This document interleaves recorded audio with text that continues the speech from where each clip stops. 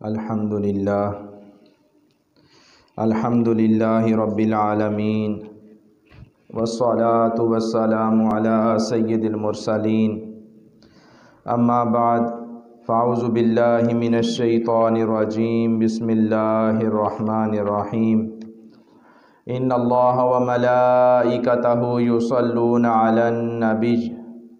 یا ایہا الذین آمنوا صلوا علیہ وسلموا تسلیما الصلاة والسلام علیک یا سیدی یا رسول اللہ وعلی آلک وصحابک یا سیدی یا حبیب اللہ الصلاة والسلام علیک یا سیدی یا نبی اللہ وعلى آلك وصحابك يا سيدي يا رحمة للعالمين هو الحبيب الذي ترجى شفاعته لكل حول من الأحوال مقتحم مولاي صل وسلم دائما أبدا على حبيبك خير الخلق كلهم۔ اور یا اللہ کے مزارات پر حاضری اور دعا کے حوالے سے بعض طبقات کی سوچ اور فکر افراط یا تفریط کا شکار ہے۔ ایک طبقہ تو ایسا ہے جو سرے سے ہی اولیاء اللہ کے مزارات پر حاضری اور دعا کو ناجائز سمجھتا ہے، بلکہ صریح بدعت اور گناہ سمجھتا ہے۔ اور دوسرا طبقہ عوام الناس کا ہے، جن کو اہل علم کی سند حاصل نہیں، وہ اپنی جہالت کی بنا پہ تفریط کا شکار ہے۔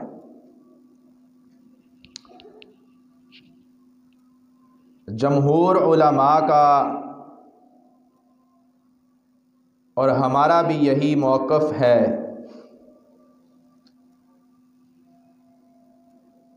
کہ اولیاء اللہ کے مزارات پر حاضری اور دعا یہ انتہائی احتیاط کا تقاضا کرتا ہے۔ حقیقی قاضی الحاجات، فریاد رس اور حقیقی مشکل کشا صرف اللہ تعالیٰ کی ذات ہے۔ قاضی الحاجات، فریاد رس اور حقیقی مشکل کشا اللہ تعالیٰ کی ذات ہے، لیکن اللہ تعالیٰ کی بارگاہ کے مقربین انبیاء ہوں یا اولیاء، ان کا وسیلہ اللہ تعالیٰ کی بارگاہ میں پیش کرنا جائز ہے۔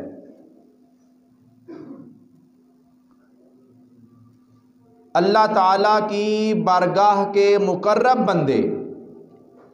انبیاء ہوں اولیاء ہوں، ان کا وسیلہ اللہ کی بارگاہ میں پیش کر کے اللہ کی بارگاہ میں دعا کرنا جائز ہے۔ بر صغیر پاک و ہند کے سب سے بڑے محدث شیخ عبدالحق محدث دہلوی رحمۃ اللہ علیہ آپ لکھتے ہیں کہ قبور اولیاء کی زیارات کے آداب میں سے ہے کہ زیارت کرنے والا صاحب قبر کے منہ کی طرف منہ کر کے کھڑا ہو، قبلہ کی جانب پشت کرے، ادباً سلام عرض کرے اور قبر کو نہ ہاتھ لگائے، نہ بوسہ دے، نہ اس کے سامنے جھکے،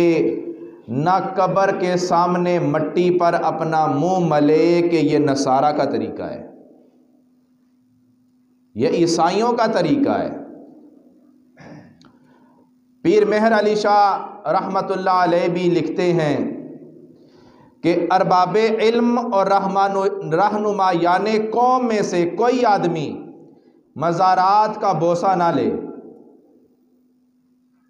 ان کو نہ چومے،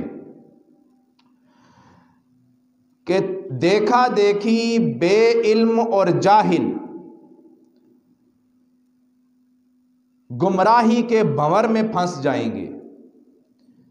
کیونکہ وہ بوسہ اور سجدہ میں فرق نہیں کر سکیں گے۔ تو دعا کا درست طریقہ کیا ہے؟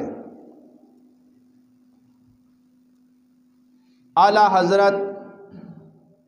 امام احمد رضا خان بریلوی رحمۃ اللہ علیہ بھی لکھتے ہیں کہ جب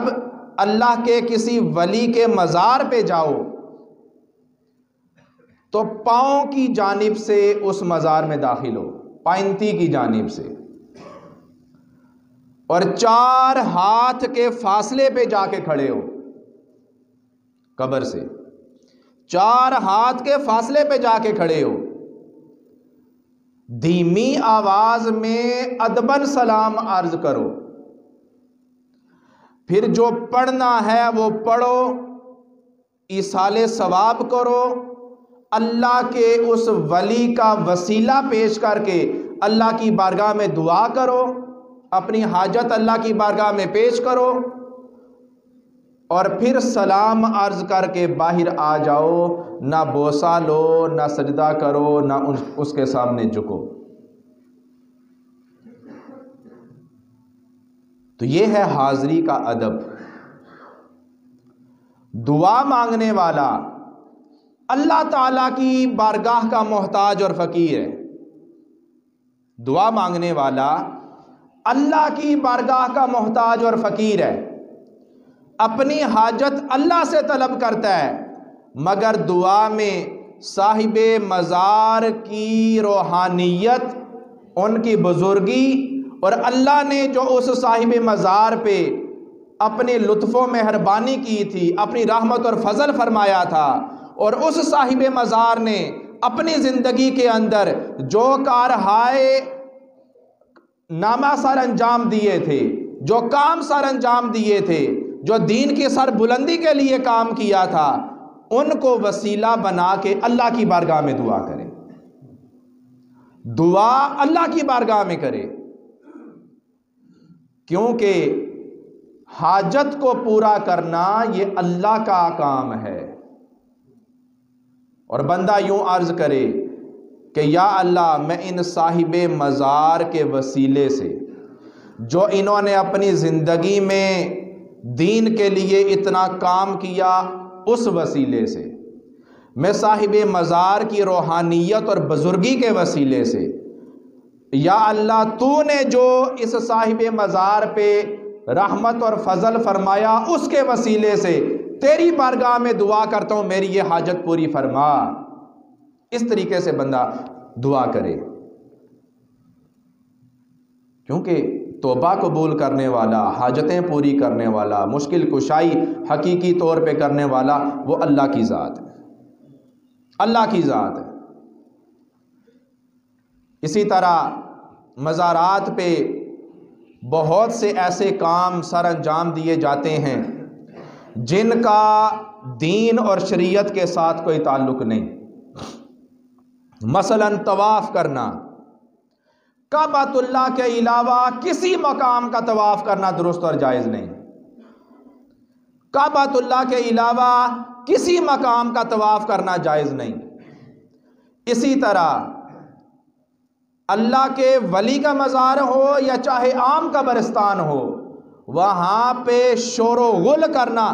یہ بھی درست نہیں، اس کی بھی ممانعت ہے۔ فقہائے کرام قبرستان کے اندر نظر اور نیاز وغیرہ یا شیرینی تقسیم کرنے سے منع فرماتے تھے، وجہ یہ تھی کہ تقسیم کرتے ہوئے بچوں اور عورتوں کی آوازیں بلند ہوں گی، شور و غل ہوگا، اور اس سے اجتناب کرنا چاہیے، وہاں پہ تقسیم ہی نہیں کرنی چاہیے۔ اس لیے ایسی جگہوں پر، مزارات وغیرہ پر الگ سے اہتمام ہونا چاہیے اور اچھے طریقے سے اہتمام ہونا چاہیے۔ اب رہا لنگر کا نظام اور نظر و نیاز، اس کی حقیقت یہ ہے کہ قرآن و سنت کے اندر اطعام الطعام یعنی کھانا کھلانا، اطعام الطعام پہ بڑا زور دیا گیا ہے۔ حضرت عبداللہ بن عمر رضی اللہ تعالی عنہ روایت فرماتے ہیں کہ سوال کیا، یا رسول اللہ، اسلام میں کیا چیز بہتر ہے؟ کون سا اسلام بہتر ہے؟ آپ نے فرمایا، کھانا کھلانا اور سلام کرنا ہر اس بندے کو جسے تو جانتا ہے اور جسے تو نہیں جانتا۔ کھانا کھلانا اور سلام کرنا ہر اس بندے کو جسے تو جانتا ہے یا نہیں جانتا۔ اسی طرح حضرت عبداللہ بن سلام رضی اللہ تعالیٰ عنہ اسلام قبول کرنے سے پہلے یہودیوں کے سب سے بڑے عالم تھے، اور پھر اسلام قبول کیا۔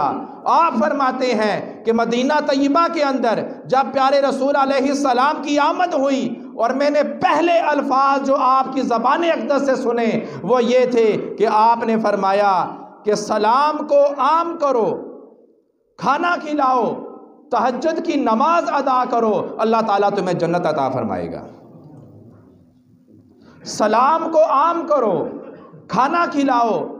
اور اس وقت نماز ادا کرو جب لوگ سو رہے ہوں، تو اللہ تعالیٰ تمہیں جنت عطا فرما دے گا، جنت میں داخل فرما دے گا۔ تو اس طرح قرآن و سنت کے اندر بہت زیادہ زور دیا گیا، اطعام الطعام، بھوکوں کو کھانا کھلانا۔ اور ہمارے بزرگوں کا طریقہ تو یہ رہا کہ وہ جب زمین کے اوپر ہوتے تھے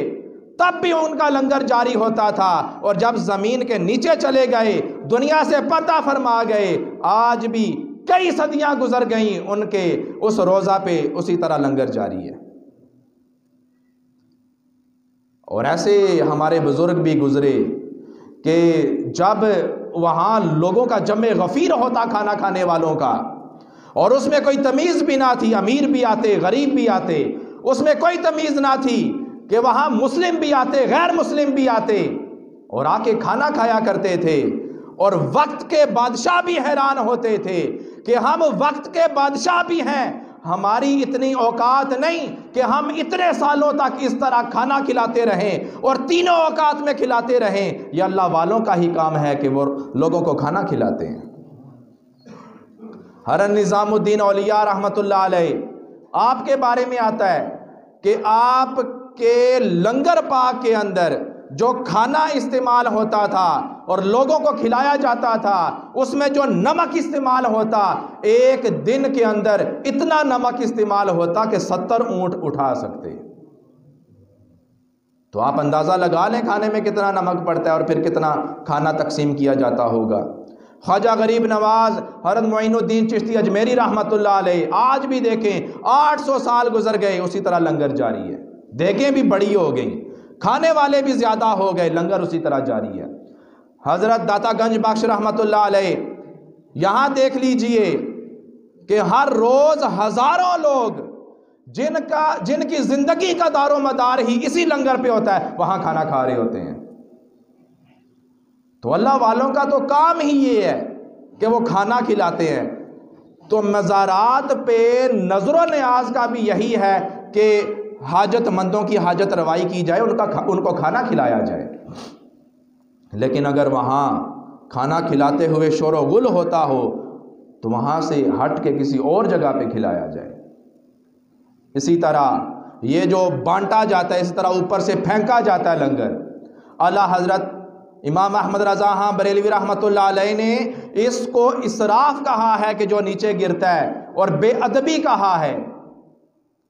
کہ دینے کے اندر بھی بے ادبی ہے، اور جو کھانا زمین پہ گرے گا وہ تو اسراف میں، اور اسراف حرام ہے۔ تو اس لیے ایسے طریقے کے ساتھ کھانا کھلایا جائے کہ جو طریقہ ادب و آداب والا ہو۔ اسی طرح چند لنگر کے حوالے سے یہ قباحتیں ہمارے ہاں معاشرے کے اندر مروج ہیں کہ مختلف جگہوں کے لنگر کے بارے میں شفا یابی کے بڑے من گڑت قصے مشہور ہیں۔ یہ الگ بات، ہم اس بات کے قائل ہیں کہ اولیاء اللہ کے مزارات پر جو لنگر تقسیم کیا جاتا ہے اللہ اس میں شفا رکھتا ہے، لیکن اس طریقے کے ساتھ اپنی طرف سے گھڑ کے قصوں کو بنا کے پیش کرنا یہ بھی درست نہیں۔ اور اسی طرح دوسری بات یہ کہ ڈرایا جاتا ہے کہ لنگر نہ کھایا تو یہ ہو جائے گا، انجام برا ہو جائے گا، یہ بھی درست نہیں، یہ قباحتیں ہیں۔ اسی طرح یہ جو لازم کیا جاتا ہے، نہیں اتنی دفعہ تو نے آ کے سلام کرنا ہے، اس کی بھی کوئی اصل نہیں۔ اور یہ جو لازم کیا جاتا ہے اتنے روپے کی ہی نیاز ہونی چاہیے،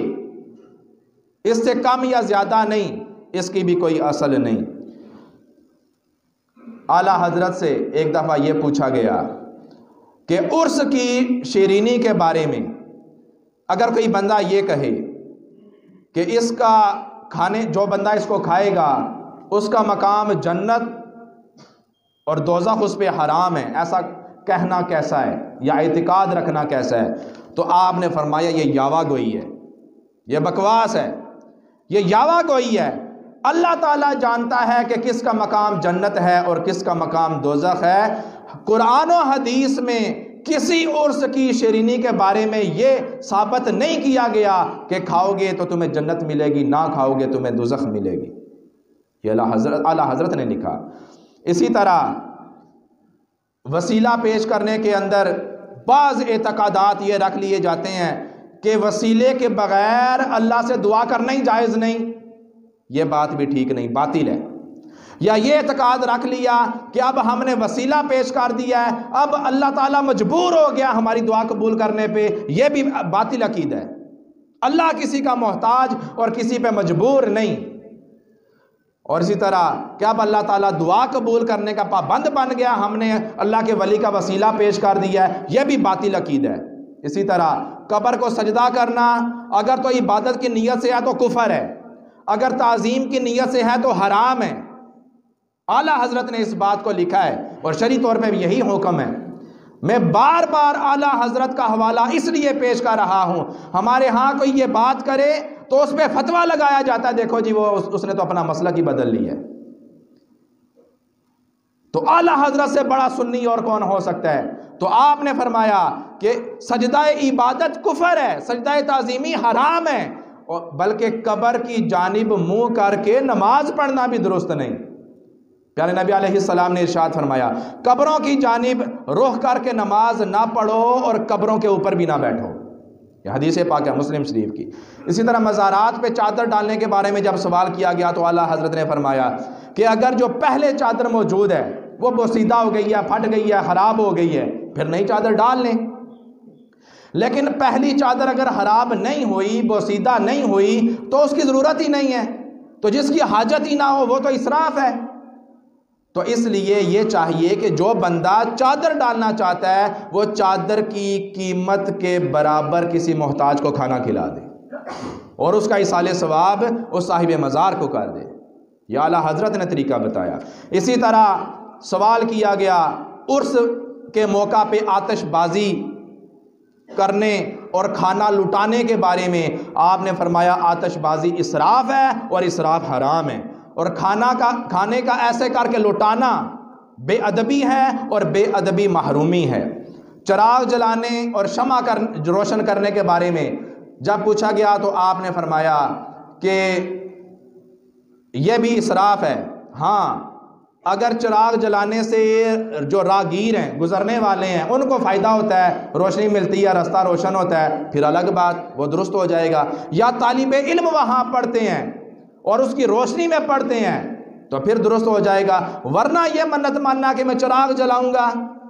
اس کی کوئی حیثیت ہی نہیں ہے۔ اگر بتی اور لوبان اور عود یہ خوشبودار کرنے کے لیے، اس کے بارے میں آپ فرماتے ہیں کہ اگر بتی اور لوبان عود وغیرہ کا فائدہ صاحب قبر کو بالکل نہیں ہے، صاحب قبر کو اگر بتی کا فائدہ بالکل نہیں ہے، اگر وہ بندہ صالح ہے اس کو تو جنت کی ایسی خوشبوئیں آ رہی ہوں گی جو اس اگربتی کی خوشبو سے بے نیاز کر دیں گی. یہ خوشبو تو ویسے بھی وہاں نہیں پہنچتی. ہاں اگر یہ لگانی ہے تو آنے والے لوگوں کے لیے لگانی ہے. تو جب لوگوں کے